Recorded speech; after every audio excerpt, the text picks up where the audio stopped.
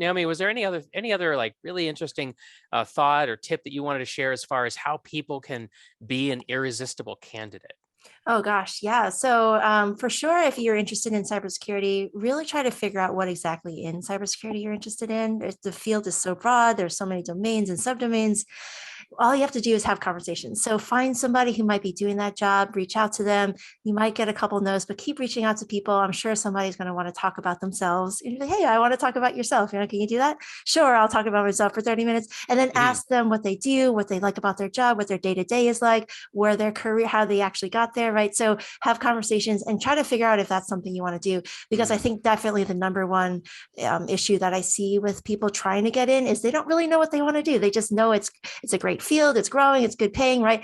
And challenging Pen and all that testing, fun pen stuff. testing, pen testing. Yeah, yeah, they just don't understand that there's more to cybersecurity than just pen testing, right? Right. And then having those conversations and really putting in the effort to figure out what you want to do in cybersecurity is going Yeah. to help you hugely. I like that. I want to help people with that by giving you an opening line, because sometimes it's like, well, how do how do I ask somebody for their time, right? How do I exactly do that, right? What's my opening line?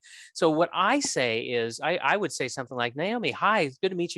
I really want to know about more about you and your work. Would it be okay if you would tell me a little bit more about who you are and a little bit more about the work that you do?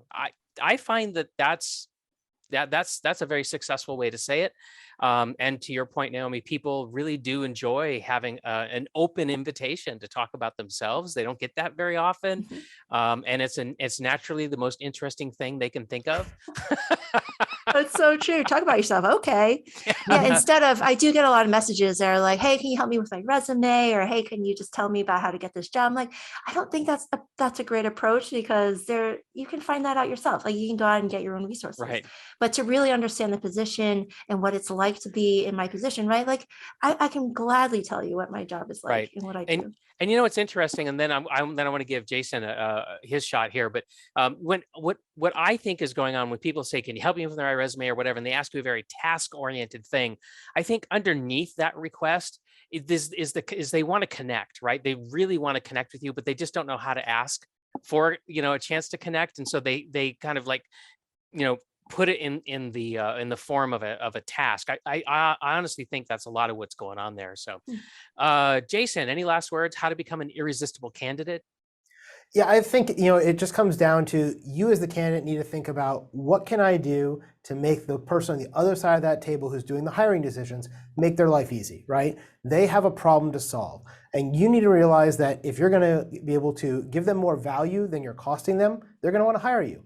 Some things I've used in the past when I go to interviews is, what is the biggest challenge you're having right now in the organization? And when they tell you, is that something I can help them with? If they go, hey, the biggest challenge we're having right now is we don't have enough Node.js programmers. I'm like, well, I'm not a Node.js programmer. I'm not going to be your guy for you. I program in Python instead, right? Or whatever it is.